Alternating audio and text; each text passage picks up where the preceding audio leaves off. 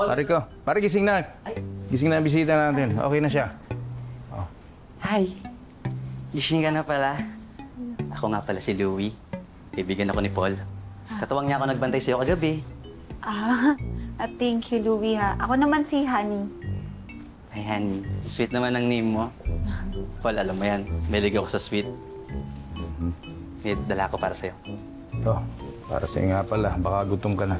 Gusto mo na bang kumain muna? Pero, sandali. Meron lang akong gusto itanong sa'yo. Angel ka, no? Ha? Hindi, mukha kasing anghel na bumaba galing sa langit. Hindi. Ano kasi, yung payong ko kasi lumipad doon sa puno tapos inakyat ko kaya, ayun, bumagsak ako. Ganun pala nangyari sa'yo. Pero teka muna, bakit ganyan ang suit mo?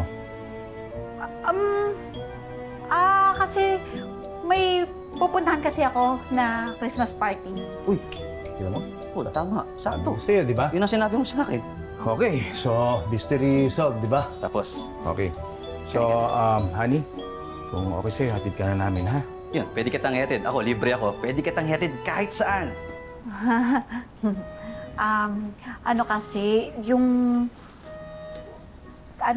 Nakatira ako sa probinsya.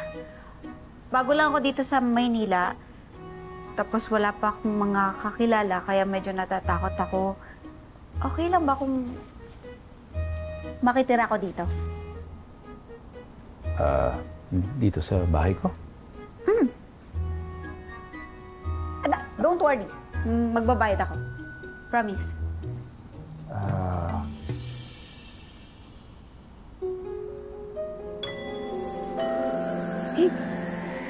Sure ka ba talaga dyan? What if killer yung Paul na yan? Mukhang nice naman siya. Tinulungan niya nga ako kagabi. Still, hindi ka pa rin dapat magtiwala agad.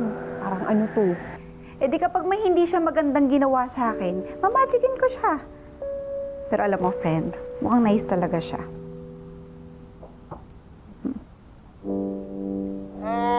Maamin ka nga. Cute yung Paul na yan, no? Light. Yan tayo, kaka-aray mo pa lang, lumalablate ka agad. Uy, hindi Priority ko talagang hanapin si Iya para makasama na niya yung papa niya. Maniwala ako. Naku. Oo nga.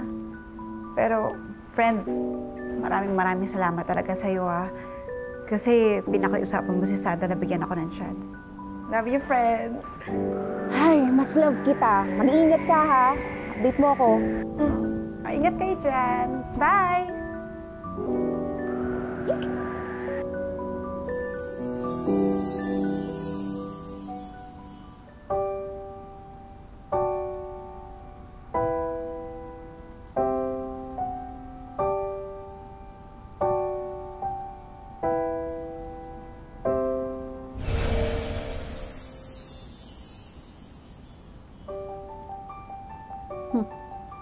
Miss North Pole lang ang peg.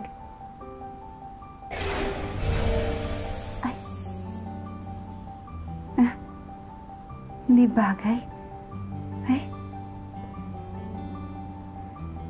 Hindi talaga.